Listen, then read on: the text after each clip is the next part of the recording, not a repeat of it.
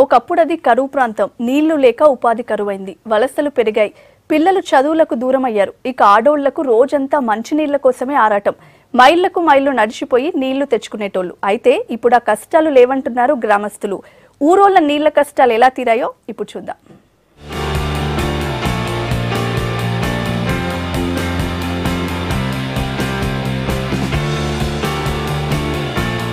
భద్రాద్రి కొత్తగూడెం జిల్లా దుమ్ముగూడెం మండలం మహాదేవపురం గ్రామంలో ఒకప్పుడు కరువు ఉండేది. తాగు సాగునీటికి జనం గోసవడ్డరు. ఎక్కడ చూసినా చుక్క నీరు కూడా కనిపించేది కాదు. బోరు వేసినా పడకపోయేది. నీళ్ల కోసం తన్లాడిన లక్ష్మీదేవమ్మ అందరిలా బాధపడుతూ కూర్చోలేదు. నీళ్ల కష్టాల్ని ఆపేందుకు వాటర్ షెడ్ ఆలోచన చేసింది. అనుకుని ఊరుకోకుండా అమలు చేసింది. పాతాళంలో ఉన్న గంగమ్మ ఇక్కడ నీళ్లు ఉంచడం వల్ల పొలాలు ఇప్పుడు పంటకు మనం నీళ్లు అందకపోయినా ఆయిల్ ఇంజిన్ పెట్టి తోడుకొని పంట పండించి ఇప్పుడు వాళ్ళు కొంచెం అభివృద్ధి చేసినట్టుకు మా ఊరిలో కమిటీ పెట్టి తీర్మానం చేసి ఇచ్చేసి అప్పుడు మళ్ళీ ఫస్ట్ తవ్వటం అదే కుంట ఈ రోడ్డు పక్కన ఉండే కుంట ఆ కుంట తవ్వినాక నెమ్మటి వచ్చినాక అప్పుడు స్టార్టింగ్ చేసాం. అప్పుడు ఈ పనులు చేసేటానికి ఇంకప్పుడు ఒకరికొకరికి చూసా ఇట్లా చేస్తే మనకే ఉంటాయి కదా అన్నట్టుగా.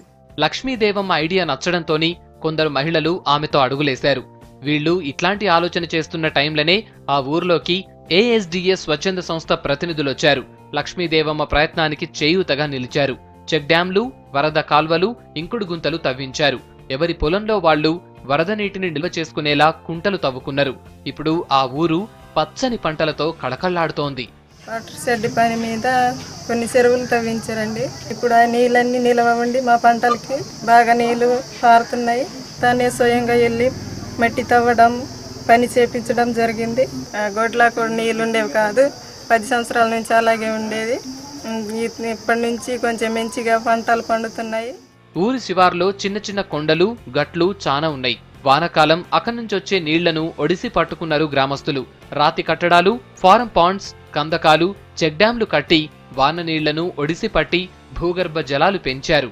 ఇట్లా మొదటి ఏడాదిల్నే పంటలతో గ్రామస్తులకు లక్షల్లో ఆదాయం వచ్చింది. ఈ చెరువులో నీళ్లు ఉంటే పంట పొలాలు కానీ గొడ్లకు కానీ నీళ్లు తాగడానికి ఉపయోగపడుతుందని ఇట్లా శ్రమదానం ఇంటింటికి దర్శకుని వచ్చి 4 రోజులు శ్రమదానం చేశారు. చేయడం వల్ల ఇట్లా పని కల్పించారు.